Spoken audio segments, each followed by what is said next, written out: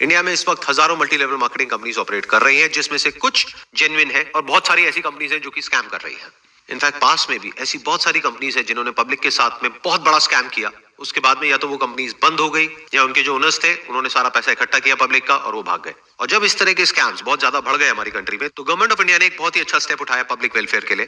Consumer protection direct selling rules को introduce किया। और अच्छी बात यह है कि ये सारे रूल्स हिंदी में भी लिखे हुए हैं और इंग्लिश में भी लिखे हुए हैं, जिससे कि कोई भी इंसान इसको अच्छे से पढ़ सके और समझ सके। इसका लिंक मेरी इस वीडियो के नीचे डिस्क्रिप्शन में है। इससे पहले कि मैं बात करूं कि ये रूल्स क्या है, हमको ये समझना बहुत जरूरी है कि जो डायरेक्ट सेलिंग इंडस्ट्री है, इसकी शुरुआत कैसे हुई थी और उसके पीछे का लॉजिक क्या था। तो जब इस इंडस्ट्री की शुरुआत हुई थी तो उसका लॉजिक बड़ा सिंपल सा था कि आपने एक प्रोडक्ट खरीदा, अगर वो प्रोडक्ट आपको पसंद आया एज कंज्यूमर, तो आपने आगे अपने फ्रेंड्स को और रिलेटिव्स को रिकमेंड किया। जब रिकमेंड किया तो उस कंपनी को प्रॉफिट हुआ, तो उस प्रॉफिट में से कुछ परसेंटेज उस कंपनी ने उस इंसान को दिया जिसने उस प्रोडक्ट को रिकमेंड किया। अगर इसी तरह से इस बिजनेस को एक्चुअल में किया जाए तो इसमें कुछ भी गलत नहीं है। लेकिन अगर एक कंपनी के जो डायरेक्ट सेलर्स हैं वो उस कंपनी के प्रोडक्ट के बारे में तो कोई बात ही नहीं कर रहे हैं, वो बात कर रहे हैं किसी ऐसे प्रोडक्ट के बारे में जिसका उस कंपनी के प्रोडक्ट से दूर दूर तक कोई कनेक्शन नहीं है। फॉर एग्जाम्पल, वो कंपनी बेच रही है साबुन, तेल, शैम्पू, और वहां पर बात करी जा रही है मर्सिडीज की, BMW की, और उस कंपनी को आगे से आगे जो लोग ज्वाइन कर रहे हैं उनके ज्वाइन करने का मकसद उस कंपनी के प्रोडक्ट्स या सर्विसेज नहीं है, बल्कि पैसा कमाना है। यहां तक कि उनको प्रोडक्ट से कोई लेना देना ही नहीं है। तो ये एक कंप्लीट स्कैम है जिसको गवर्नमेंट ने पूरी तरह से बैन किया हुआ है। और इस स्ट्रक्चर में कुछ लोगों का तो फायदा होता है, बाकी लाखों लोगों के पैसे डूब जाते हैं। मैं आपको एक रियल लाइफ एग्जांपल देता हूं, उससे आप ज्यादा अच्छे से समझ पाएंगे। फॉर एग्जांपल, एक कंपनी है जहां पे 10 लाख लोगों ने ज्वाइन किया हुआ है। उसकी साल की टर्नओवर है 100 करोड़। वहां पे अलग अलग तरह के प्लान होते हैं। कहीं पर होता है कि आपको आगे 3 लोगों को ज्वाइन करवाना है, कहीं पर होता है बाइनरी प्लान, यानी कि आपको आगे 2 लोगों को ज्वाइन करवाना, मर्सिडीज की, BMW की। और उस कंपनी को आगे से आगे जो लोग ज्वाइन कर रहे हैं उनके ज्वाइन करने का मकसद उस कंपनी के प्रोडक्ट्स या सर्विसेज नहीं है, बल्कि पैसा कमाना है। यहां तक कि उनको प्रोडक्ट से कोई लेना देना ही नहीं है। तो ये एक कंप्लीट स्कैम है जिसको गवर्नमेंट ने पूरी तरह से बैन किया हुआ है। और इस स्ट्रक्चर में कुछ लोगों का तो फायदा होता है, बाकी लाखों लोगों के पैसे डूब जाते हैं। मैं आपको एक रियल लाइफ एग्जांपल देता हूं, उससे आप ज्यादा अच्छे से समझ पाएंगे। फॉर एग्जांपल, एक कंपनी है जहां पे 10 लाख लोगों ने ज्वाइन किया हुआ है। उसकी साल की टर्नओवर है 100 करोड़। वहां पे अलग अलग तरह के प्लान होते हैं। कहीं पर होता है कि आपको आगे 3 लोगों को ज्वाइन करवाना है, कहीं पर होता है बाइनरी प्लान, यानी कि आपको आगे 2 लोगों को ज्वाइन करवाना है। बट इन सारी कंपनीज को बोलते हैं डायरेक्ट सेलिंग कंपनीज। तो ये जो डायरेक्ट सेलिंग कंपनीज होती हैं, ये अपने डायरेक्ट सेलिंग नेटवर्क में 30 से 50% के बीच में पैसा डिस्ट्रीब्यूट करती है। एवरेज हम कह सकते हैं 40%। 100 करोड़ में से 40 करोड़ रुपए चला गया इस कंपनी के डिस्ट्रीब्यूशन नेटवर्क में। अभी अमाउंट सुनने में बहुत बड़ा लगता है, 40 करोड़ रुपए। और जो भी कोई नया मेंबर उस कंपनी को ज्वाइन करता है उसके माइंड में यही होता है कि अगला करोड़पति मैं ही हूं। बट अब एक बार प्रैक्टिकली देखते हैं कि अगर वो कंपनी चाहे भी तो क्या सबको लखपति करोड़पति बना सकती है। ज्यादातर क्या होता है कि इन कंपनीज में आप एक पैटर्न देखोगे, हर कंपनी का कोई ना कोई एक फेस होता है। वो एक इंसान स्टेज पर आकर के खड़ा होता है, वहां पर वो इंसान आकर के स्टेज पे सबके सामने अपनी इनकम को शेयर करता है और सबको बताता है कि उसके पास में कौन सी गाड़ी है। ज्यादातर इन लोगों के पास में मर्सिडीज होती है, और मर्सिडीज का भी कोई छोटा मोटा मॉडल नहीं, 3 करोड़ का, 4 करोड़ का। इसके अलावा वो इंसान बताता है कि मैं कितना पैसा कमा रहा हूं इस कंपनी से, जो लाखों में नहीं होता है बल्कि करोड़ों में होता है। यानी वो इंसान स्टेज पर आकर के सबके सामने बोलता है कि मैं महीने का 1 करोड़ रुपए कमा रहा हूं इस कंपनी से, और लोग वहां पर बैठ करके तालियां बजाते हैं। वो जो ताली बजा रहे हैं उनको ये नहीं पता है कि वो 1 करोड़ रुपए आ कहां से रहा है। इन अदर वर्ड्स कि अगर वो इंसान कह रहा है कि मैं महीने का 1 करोड़ रुपए कमा रहा हूं इस कंपनी से, इसका मतलब साल का कितना हो गया, 12 करोड़ रुपए। तो 100 करोड़ में से 12 करोड़ ये इंसान ले गया। इसके अलावा आप एक और बहुत इंटरेस्टिंग पैटर्न ऑब्जर्व करोगे अगर ध्यान से इस कंपनीज के स्ट्रक्चर को समझोगे, कि वो जो एक इंसान होता है उसके नीचे कुछ लोग होते हैं जिसको डाउनलाइन बोलते हैं। उसमें 20 से 30 लोग ऐसे होते हैं जो महीने का लाखों रुपए कमा रहे होते हैं। तो अब एक बेसिक सी कैलकुलेशन करते हैं कि उस कंपनी में जो बाकी के लोग हैं, यानी 10 लाख लोग हैं, उनके हाथ में कितना पैसा आ रहा है। 12 करोड़ मिला उस एक इंसान को जो टॉप पर बैठा है, और 30 करोड़ मिला उन 30 लोगों को जो उससे नीचे वाले लेवल पर है, यानी हो गया 42 करोड़। यानी कि 42% पैसा यहां पर डिस्ट्रीब्यूट हो गया है। अब मैं मान लेता हूं उस कंपनी का पे आउट है 50%, तो बचा कितना, 8%, 8 करोड़ रुपए। ये 8 करोड़ किसके हाथ में आया, बाकी के जो 10 लाख लोग हैं उनके हाथ में। तो एक इंसान के हाथ में आता है 80 रुपए साल का। अब यहां पर समझने वाली बात यह है कि जो 80 रुपए है ये कैलकुलेशन के लिए एक एवरेज है, बट ऐसा एक्चुअल में नहीं होगा। एक्चुअल में क्या होगा, किसी के हाथ में हो सकता है 8,000 भी आ गया, किसी के हाथ में कुछ भी नहीं आया। तो मैं कोई नहीं होता आपको ये बोलने वाला कि आपको ये करना चाहिए नहीं करना चाहिए, ये डिसीजन आपका है। क्योंकि सिर्फ आपका पैसा नहीं लग रहा है, आपका टाइम भी लग रहा है। प्लस जब आप ऐसी कंपनीज को ज्वाइन करते हो तो बहुत सारी ऐसी कॉस्ट होती है जिसको आपने शुरू में कैलकुलेट नहीं किया होता है। जैसे इन कंपनीज के जो सेमिनार्स होते हैं, यूजुअली उसके लिए आपको टिकट खरीदनी होती है, ट्रैवल के पैसे लगते हैं, आपका टाइम यहाँ पर लग रहा है। तो आपको सारी कैलकुलेशंस करके चलना है कि आपने कितना पैसा और कितना टाइम लगाया, और साल के एंड में आपके पैसा कमाने की पॉसिबिलिटी क्या है। यानी कि अगर उस कंपनी में 10 लाख लोग हैं और कोई एक इंसान आकर के बोल रहा है कि मेरे पास में 3 करोड़ की गाड़ी है और 1 करोड़ रुपए मैं महीने का कमा रहा हूं, तो वहां पर बैठ करके तालियां नहीं बजानी है, बल्कि उस इंसान से ये पूछना है कि आपके जैसे और कितने हैं इस कंपनी में। ये पूछना क्यों जरूरी है? क्योंकि वो पैसा वो जो इंसान कमा रहा है वो आपकी जेब से आने वाला है। तो अब सवाल ये उठता है कि क्या सारी मल्टी लेवल मार्केटिंग कंपनीज जितनी भी है वो सब फ्रॉड है? ऐसा नहीं है, कुछ कंपनीज जेन्युइन भी है। लेकिन अब इस फर्क को कैसे किया जाए कि कौन सी कंपनी जेन्युइन है और कौन सी फ्रॉड है? तो आज हम यही काम करने वाले हैं। हम डिटेल में समझने वाले हैं कि कौन सी कंपनी जेन्युइन है और कौन सी फ्रॉड है। इसके बेसिस पे नहीं कि मुझे क्या लगता है या आपको क्या लगता है, बल्कि इसके बेसिस पर कि हमारी कंट्री का लॉ क्या कहता है।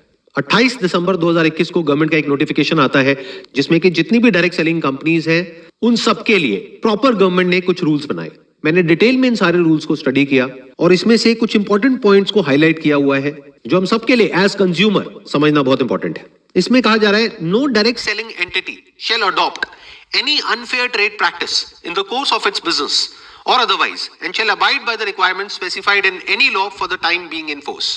In other words, वो कंपनी जो भी आपको कमिट कर रही है अपने प्रोडक्ट्स या सर्विसेज को सेल करने से पहले या उस कंपनी को ज्वाइन करने से पहले, उसके बाद में उस कंपनी को उन सारे कमिटमेंट्स को पूरा करना ही पड़ेगा। अपनी एडवर्टाइजिंग के थ्रू या अपने डायरेक्ट सेलर नेटवर्क के थ्रू या किसी भी तरीके से वो कंपनी कोई भी किसी भी तरह का गलत कमिटमेंट करके आपको ज्वाइन नहीं करवा सकती है। अगर ऐसा वो कंपनी कर रही है तो इन रूल्स के अकॉर्डिंग वो बिल्कुल गलत है। अगेन एक बहुत इंपॉर्टेंट पॉइंट है यहाँ पर, every direct selling entity shall ensure that the advertisements for marketing of goods or services are consistent with the actual characteristics, access and usage conditions of such goods and services. इसका मतलब ये है कि वो जो डायरेक्ट सेलिंग कंपनी है या जो उसका नेटवर्क है डायरेक्ट सेलर्स का, उसमें से कोई भी ऐसा कोई भी एडवर्टीजमेंट नहीं दे सकते हैं कहीं पर भी जहां पर के उस प्रोडक्ट को, उस सर्विस को या उस कंपनी का जो भी प्लान है उसको बहुत बढ़ा चढ़ा करके दिखाया जा रहा है कि वो है कुछ और उसको कुछ और ही दिखाया जा रहा है। अगर मैं इसका एक प्रैक्टिकल एग्जांपल आपको दूं तो आपने नोट किया होगा कि फेसबुक पर, इंस्टाग्राम पर, यूट्यूब पर ऐसी बहुत सारी एड्स आती हैं जहां पे किसी एक पर्टिकुलर सेगमेंट को टारगेट किया जाता है। जैसे कि अगर आप एक हाउसवाइफ हैं और घर बैठे बैठे लाखों रुपए कमाना चाहते हैं तो हमको कांटेक्ट करिए। तो इस तरह की एडवर्टाइजिंग अगर कोई कंपनी कर रही है तो वो एक स्कैम है। अब ये एक पॉइंट है जो बहुत इंपॉर्टेंट है समझने के लिए।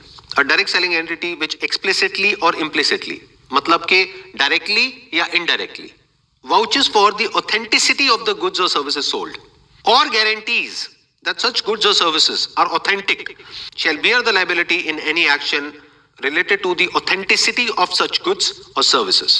मतलब कोई भी डायरेक्ट सेलिंग कंपनी या उसके साथ में जो भी लोग जुड़े हुए हैं वो ऐसी कोई भी गारंटी नहीं दे सकते हैं या कोई भी ऐसा क्लेम नहीं कर सकते हैं जिसको बाद में वो पूरा ना कर सके। फॉर एग्जाम्पल, वो कंपनी आपको ये कह रही है कि अगर आपने हमारी कंपनी को ज्वाइन किया और आप यहां से लाखों रुपए नहीं कमा सके तो आपके पैसे वापस हो जाएंगे, तो उस कंपनी को वो पैसे वापस करने ही पड़ेंगे। और यहां पर जो दो बहुत इंपॉर्टेंट वर्ड्स हैं वो है एक्सप्लिसिटली और इम्प्लिसिटली, मतलब कि या तो डायरेक्टली आपने गारंटी दी है या इनडायरेक्टली दी है, तब भी आप उस गारंटी को पूरी करने के लिए लायबल है। फॉर एग्जाम्पल, अगर कोई कंपनी आपको ये कहती है कि हमारा ये प्रोडक्ट है, ये सर्विस है, इसको आप परचेज करो, इसको परचेज करने के बाद में आपकी जो इनकम है वो 10 गुना बढ़ जाएगी, तो अगर वो 10 गुना नहीं बढ़ती है तो उस कंपनी ने जो भी क्लेम्स करे हैं उस सबको पूरा करने के लिए वो कंपनी लायबल है। इसमें बिल्कुल क्लियरली लिखा हुआ है that every direct selling entity and every direct seller shall ensure that the terms of the offer are clear so as to enable the consumer to know the exact nature of offer being made and the commitment involved in placing any order.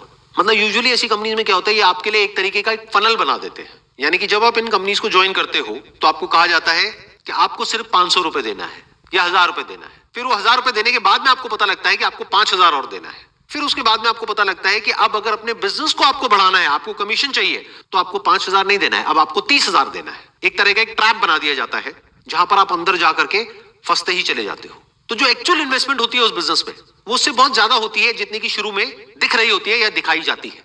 ये करना गलत है इन rules के according. आपको बिल्कुल clear तरीके से उस इंसान को बताना है ज्वाइन करने से पहले, यानी उससे 1 रुपए भी लेने से पहले, कि इस स्टेज पर इतना इतना पैसा लगने वाला है। जैसे बहुत सारी कंपनीज ऐसी होती है जहां पर के ज्वाइन करने के बाद में अगर उन कंपनीज को आप कहोगे कि हमको डेटा चाहिए जिस डेटा को हम कॉल कर सके और जिनको ये प्रोडक्ट और सर्विस बेच सके, तो उस डेटा के भी वो कंपनी आपसे पैसे लेगी।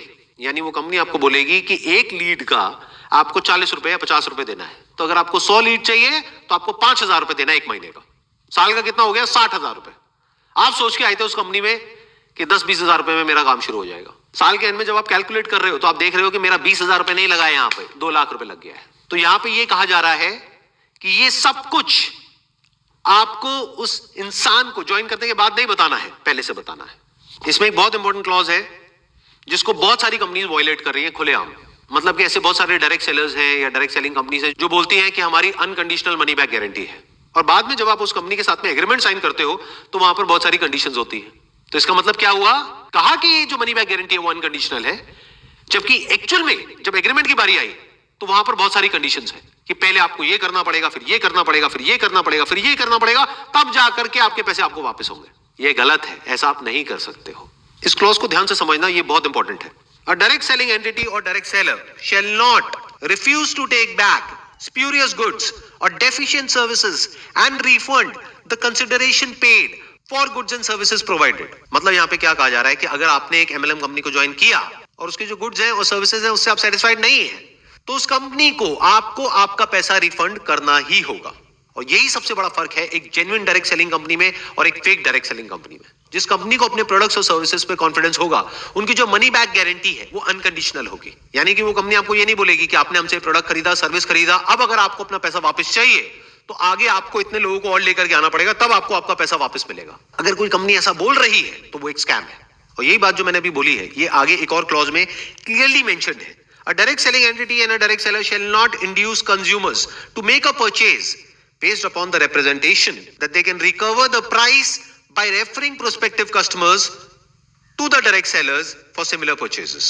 In simple words, यहां पर क्या कहा जा रहा है कि आपके ऊपर किसी भी तरह का कोई भी प्रेशर नहीं होना चाहिए उस कंपनी के प्रोडक्ट्स या सर्विसेज को सेल करने के लिए या आगे किसी को मेंबर बनाने के लिए। अगर आप उस कंपनी के प्रोडक्ट से, सर्विसेज से पूरी तरह से सेटिस्फाइड हो, तभी आपको रिकमेंड करना है आगे और लोगों को उस कंपनी को ज्वाइन करने के लिए। अगर ऐसा एक्चुअल में हो रहा है तो वो कंपनी जेन्युइन है, लेकिन अगर ऐसा नहीं हो रहा है तो वो एक स्कैम है। और ये सब तो वो है जो रूल्स में क्लियरली लिखा हुआ है कि ये करना गलत है। इसके अलावा ऐसी बहुत सारी चीजें हैं जो बहुत सारी MLM कंपनीज में होती है, जो हो सकता है लीगली सही है लेकिन एथिकली बिल्कुल गलत है। मतलब कि अगर कोई भी डायरेक्ट सेलिंग कंपनी है जिसका एक डायरेक्ट सेलर्स का नेटवर्क है, तो स्ट्रक्चर में सारे लोगों को सिर्फ तब बेनिफिट हो सकता है जब जो प्रोडक्ट है वो सर्विस है उसकी अपने आप में इतनी वर्थ है कि अगर एक इंसान वहां से 1 रुपए भी ना कमाए तब भी उसको किसी तरह का कोई रिग्रेट ना हो कि मैंने इस कंपनी को ज्वाइन किया। मतलब ये हो सकता है जो गवर्नमेंट के रूल्स हैं डायरेक्ट सेलिंग इंडस्ट्री के लिए, वहां पर ये नहीं लिखा है कि उस कंपनी के जो प्रोडक्ट्स हैं और सर्विसेज हैं उसका प्राइस पॉइंट क्या होना चाहिए, लेकिन ये आपको देखना है उस कंपनी को ज्वाइन करने से पहले। फॉर एग्जांपल, वो कंपनी आपको साबुन का डब्बा बेच रही है 500 रुपए का, जिसके जैसा सेम प्रोडक्ट आपको मार्केट में मिल रहा है 50 रुपए का। तो अगर वहां पर आपको कोई कमीशन ना मिले, कोई इंसेंटिव ना मिले, कोई पैसे की बड़ी बड़ी बातें ना हो, कोई मर्सिडीज की बातें ना हो, BMW की बातें ना हो, तब भी क्या आप वो प्रोडक्ट खरीदोगे? अगर तो जवाब है हाँ, तो वो कंपनी बहुत बढ़िया है।